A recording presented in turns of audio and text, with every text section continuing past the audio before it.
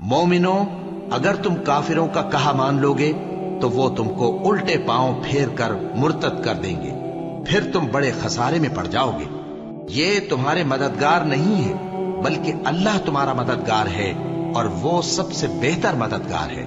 ہم ان قریب کافروں کے دلوں میں رعب بٹھا دیں گے کیونکہ یہ اللہ کے ساتھ شرک کرتے ہیں جس کی اس نے کوئی بھی دلیل نازل نہیں کی، اور ان کا ٹھکانہ دوزخ ہے، وہ ظالموں کا بہت برا ٹھکانہ ہے۔ اور اللہ نے تم سے اپنا وعدہ سچا کر دیا، یعنی اس وقت جب کہ تم کافروں کو اس کے حکم سے قتل کر رہے تھے، یہاں تک کہ جو تم چاہتے تھے اللہ نے تم کو دکھا دیا۔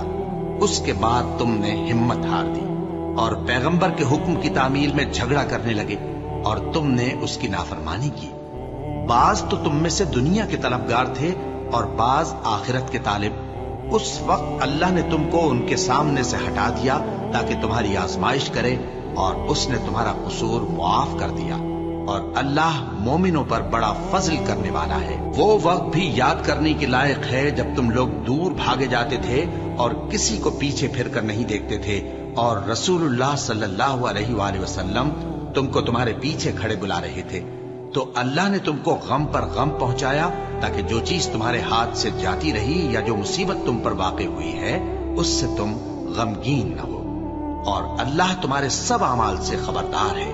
پھر اللہ نے اس پریشانی کے بعد تم پر تسلی نازل فرمائی، یعنی نیند، کہ تم میں سے ایک جماعت پر طاری ہو گئی، اور کچھ لوگ جن کو جان کے لالے پڑ رہے تھے اللہ کے بارے میں ناحق ایام کفر کے سے گمان کرتے تھے اور کہتے تھے بھلا ہمارے اختیار کی کچھ بات ہے؟ تم کہہ دو کہ بے شک سب باتیں اللہ ہی کے اختیار میں ہیں۔ یہ لوگ بہت سی باتیں دلوں میں مخفی رکھتے ہیں جو تم پر ظاہر نہیں کرتے تھے۔ کہتے تھے کہ ہمارے بس کی بات ہوتی تو ہم یہاں قتل ہی نہ کیے جاتے۔ کہہ دو کہ اگر تم اپنے گھروں میں بھی ہوتے تو جن کی تقدیر میں مارا جانا لکھا تھا وہ اپنی اپنی قتل گاہوں کی طرف ضرور نکل آتے۔